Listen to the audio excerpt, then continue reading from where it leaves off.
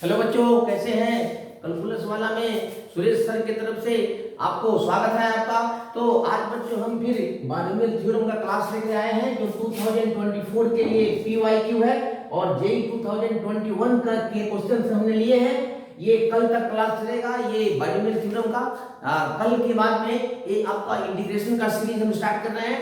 2021, 2022 और 2023 के सारे क्वेश्चंस जो इंटीग्रेशन में डेफिनेट इंटीग्रेशन इंडिफिनिट में आए हुए हैं सबको पीवाईक्यू के रूप में हम यहाँ पर आपके सामने रखेंगे और आपको काफी प्रैक्टिस होगा। तो अभी के लिए हम बाइनोमियल थ्योरम का बहुत अच्छा क्वेश्चन 2021 का बहुत प्यारा सा क्वेश्चन है बच्चों, एक बार सॉल्व करेंगे, यहाँ सामने सॉल्व करेंगे तो आपका जो है ना पूरा का पूरा मियाज खुश हो जाएगा। और चलिए हम सीधे चलते हैं क्वेश्चन पर।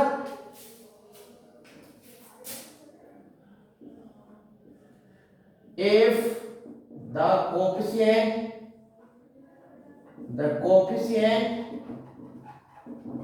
of a raised to the power 7 and b raised to the power 8 in the expansion of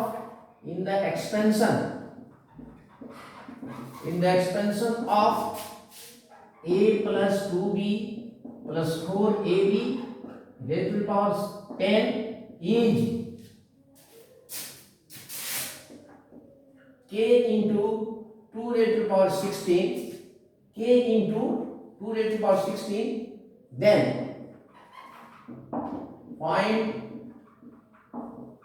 the value of a। तो k का वैल्यू निकालना है बच्चों, बहुत आसान है। हम यहाँ जनरल टर्म निकालेंगे, इसका जनरल टर्म में कोएफिशिएंट्स को इक्वेट कर देंगे, a के पावर को और b के पावर को इक्वेट करेंगे तो हमें अननोन r1 और r2 का वैल्यू आ जाएगा। यहाँ पर हम दो वेरिएबल लेंगे, दो क्या तीन वेरिएबल लेना है क्योंकि ये ट्राइनोमियल है, लेकिन दो ही इंडिपेंडेंट होंगे। वो हम बता रहे हैं कैसे कंसेप्ट में, ये मल्टीनोमियल का कंसेप्ट बच्चों लगेगा। यहाँ पर मल्टीनोमियल का अगर जनरल टर्म लिखना जान गए आप बढ़िया से तो ये ऐसा क्वेश्चन बहुत आसान हो जाता है। तो मल्टीनोमियल का कंसेप्ट हम पहले लिख देते हैं, उसके बाद सॉल्यूशन पर निकलते हैं। देखिए यहाँ पर मल्टीनोमियल का कंसेप्ट एक छोटा सा है, जनरल टर्म से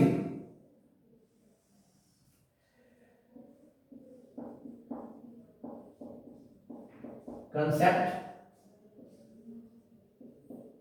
जनरल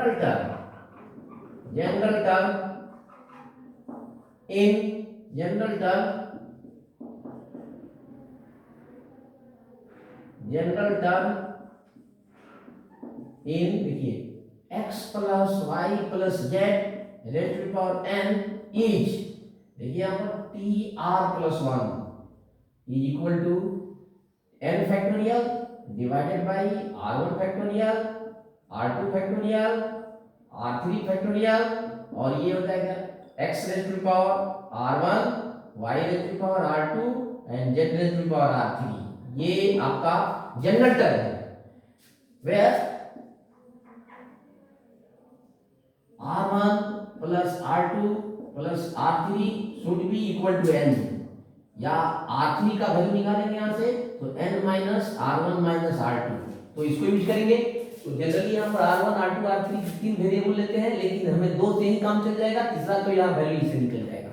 ठीक है बच्चों, तो बहुत ही अच्छा प्यारा सा क्वेश्चन है ये, गौर से इसको बढ़िया से समझना इसको, क्योंकि ये 2024 के लिए अच्छा प्रैक्टिस देगा। चलिए सॉल्यूशन लेते हैं। पहले गिवन एक्सप्रेशन लिख लो, expression is equal to a plus 2b plus 4ab। यहाँ यहीं पर टेक्निक फिल करना है। देखो जेई वाले जो भी क्वेश्चंस फॉर्म करते हैं वो आपको अपने चंगुल में फंसाना चाहते हैं, उसको समझो। वो चक्रव्यूह है, उस चक्रव्यूह को जैसे समझ लोगे ये क्वेश्चंस में कुछ नहीं है। यहाँ पर देखो a का पावर 7 और b का पावर, लेकिन इसमें a भी इसने लगा दिया, लगेगा कि ये इससे आपका रिलेटेड है, लेकिन देखो यहाँ क्वेश्चन सॉल्व करेंगे तो इस a b को उड़ा देना है, इस a b को यहाँ से हटाना है, इसको कांस्टेंट बनाना है, तभी जाकर के क्वेश्चन इजीली सॉल्व होगा। तो इसको हटाने के लिए इससे कॉमन ले लेते हैं, इसी में कॉमन लेते हैं अंदर ही। तो देखो कैसे बनेगा ये हो जाएगा आपको ए बी कॉमन लेंगे तो ये हो जाएगा आपका A upon A B plus 2b upon A B plus 4ab upon A B raise to power 10 total का, तो इसका भी पावर 10 करेंगे और इसका भी पावर 10 करेंगे। ये देख लो, ये इंडेक्स का नियम है। तो यहां से ए विल गो, यहां से बी विल गो, यहां से ए बी दोनों ही गायब हो जाएंगे। तो ये एक्सप्रेशन हो जाएगा मुख्य रूप से, ये हो जाएगा आपका ए का पावर 10 इंटू बी का पावर 10 और ये ब्रैकेट में हो जाएगा आपको यहां से 1 by B plus 2 by A N plus 4। ये कंप्लीट ट्राइनोमियल में चेंज हो गया है। अब इसका पावर होगा, इसका पावर होगा, दोनों का पावर अलग अलग इक्वेट करेंगे। देखो कितना मजेदार है, ए और बी का अलग अलग पावर में आ गया, कंबाइंड में नहीं आया। जब कंबाइंड का पावर आता है मुश्किल होता है दोनों को।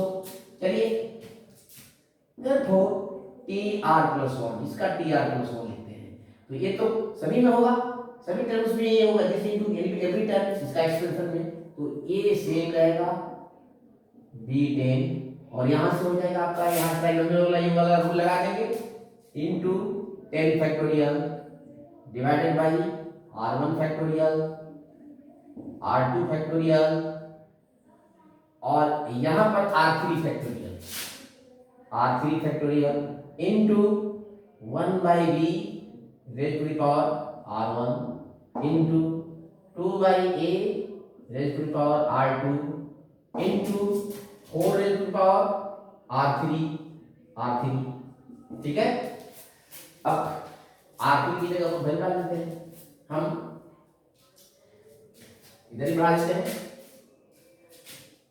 ये हो जाएगा आपका, चलो यहां पर देखते हैं, ये हो जाएगा आपका ए का पावर।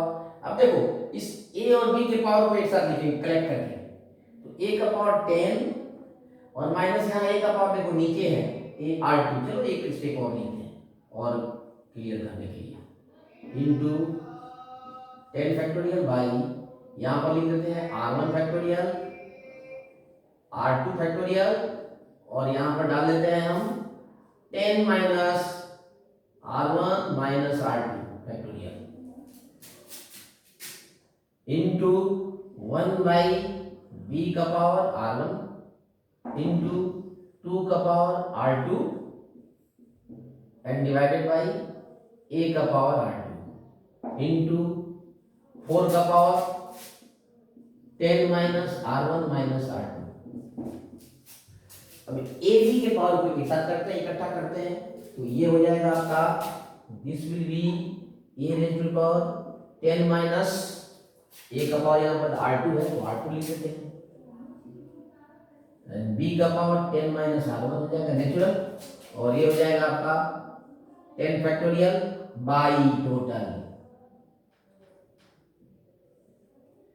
ये हो जाएगा आपका R1 factorial R2 factorial into 10 minus R1 R2 factorial और इंटू यहाँ पर 4 का पावर है 2 का पावर है 2 का पावर R2 और 4 का power 10 minus R1 minus R2। ठीक है बच्चों, तो ये रहा आपका, बहुत क्लियर है। अब इसमें देखो, अब इसमें यही जो है पावर, ये टर्म देखना, इसको गौर से देखो, बाकी कहीं ए भी नहीं है, तो हमें ए का पावर लेना है 7 और बी का पावर लेना है 8, बस यही ब्रेकिंग पॉइंट है। अब चलते हैं ऊपर, हटा देते हैं इसको ताकि काफी स्पेस मिल जाए और फिर अटैक करते हैं कंसेप्ट्स और क्वेश्चंस भी। जैसे ही R1 और R2 का वैल्यू आ जाएगा वैसे क्वेश्चंस भी होगा।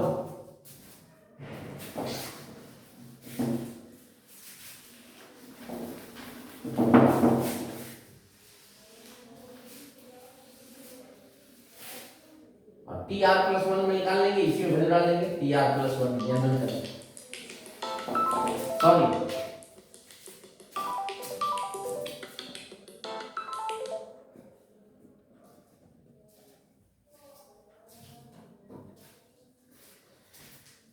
तो ये हो जाएगा आपका therefore according to question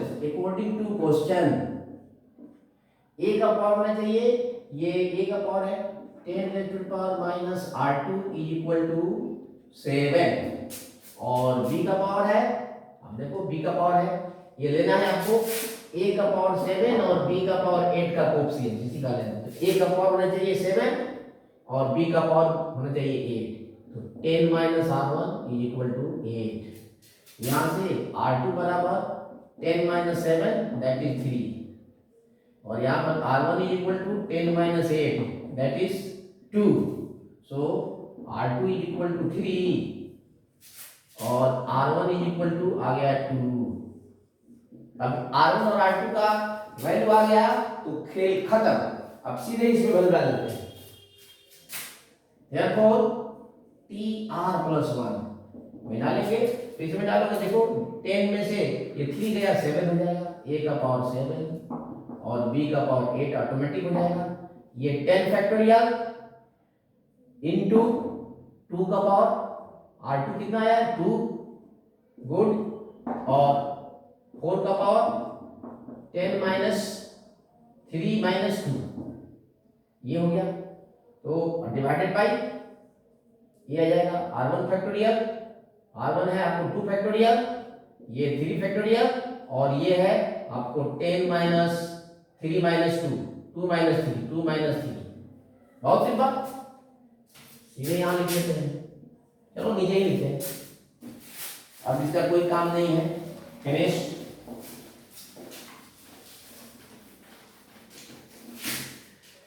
ये है और ये दिया हुआ है ये k इंटू 2 का पावर 16। तो जाना है यहाँ पर बच्चों, याद रखो, इसको दिमाग में रखना है। तो ये रहेगा आपका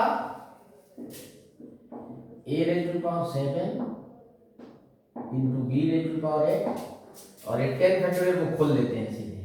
ये हो जाएगा 10, चाहे चलो अभी कोएफिशिएंट से लिखेंगे 10 फैक्टोरियल इंटू 2 स्क्वायर इंटू 4 का पावर 5 हो जाएगा बाई 2 फैक्टोरियल 3 फैक्टोरियल और ये 5 फैक्टोरियल। ठीक है, अब यहाँ ओपन करके लिखते हैं। ठीक है, या सीधे कोएफिशिएंट्स लिख लेते हैं यहाँ पर। देयरफॉर कोएफिशिएंट्स चाहे ऐसे खोल के लिख लो इसको, चलो इक्वल टू कोएफिशिएंट्स लिखने के बाद में पहले लिख देते हैं इसको और खोल करके a का पावर 7 b का power 8 into 10 into 9 into 8 into 7 into 6 into 5 into 4 into 3 into 2 और ये 2 का पावर 5 2 का पावर 2 और ये 4 का पावर 5 है डिवाइडेड बाई 2 इंटू 1 और ये हो जाएगा 3 इंटू 2 इंटू 1 और ये हो जाएगा 5 इंटू 4 इंटू 3 इंटू 2 इंटू 1। तो देखो 5 से ये सब कट जाएगा, कैंसिल हो जाएगा। ठीक है, और ये 3 से काट दो एक और, ये 5 से कट गया और ये 3 से काट दो, ये 3 2 6 ये भी खत्म। एक और 2 काट देते हैं, कहीं भी होगा 2 इसको काट देते हैं, 2 से काट देते हैं 5। ठीक है, ये हमने काट दिया। अब देखो ये 2 का ये हो जाएगा 2 का पावर 10 हो जाएगा 12 12 में 3 12 ये हो जाएगा आपको इस 2 से 5 कट गया है, ये 10 9 2 का पावर 3 हो जाएगा ये और ये हो जाएगा आपको 5 2 7 तो ये 10 हो जाएगा 12 12 3 15 और एक और 6 तो होगा, हो गया एक ये 2 होगा 3 2 जा ये 2। ठीक है, तो ये हो जाएगा आपका और तो 2 कहीं जा नहीं रहा है, 6 तो है, ये 6 से 6 कट गया है, 2 तो आया हुआ है यहाँ पर। ठीक है, तो ये हो जाएगा आपका 6 2 का पावर 3 ये 5 तो ये हो जाएगा। आपको सॉल्व करोगे ये टोटल आ जाएगा आपका, मल्टीप्लाई कर देना तो 315 इंटू 2 रेज़ टू पावर 16 और ये देखना यहाँ पर इसलिए k कितना हो जाएगा तो k will be therefore k is equal to 315। ये रहा आपका आंसर। तो बच्चों बहुत अच्छा क्वेश्चन है, इसको अपने स्तर से सॉल्व करना। तो कोएफिशिएंट्स, ये कोएफिशिएंट हो जाएगा ये आपका, तो k इक्वल टू 315। तो जैसे ही हमने जनरल टर्म लिखा, जनरल टर्म को सॉल्व किया, a का पावर r1 का वैल्यू r2 का वैल्यू निकाल दिया, तो सीधे कोएफिशिएंट्स आ गया इसका। Therefore coefficients is, therefore coefficients of a का पावर 7 और b का power 8 is equal to this. तो इसमें कोएफिशिएंट्स दिया ही है, उसे कंपेयर करके k is equal to 315 answer. ठीक है बच्चों, तो आज के लिए बस इतना ही, फिर मिलते हैं नेक्स्ट क्लास में। Thank you.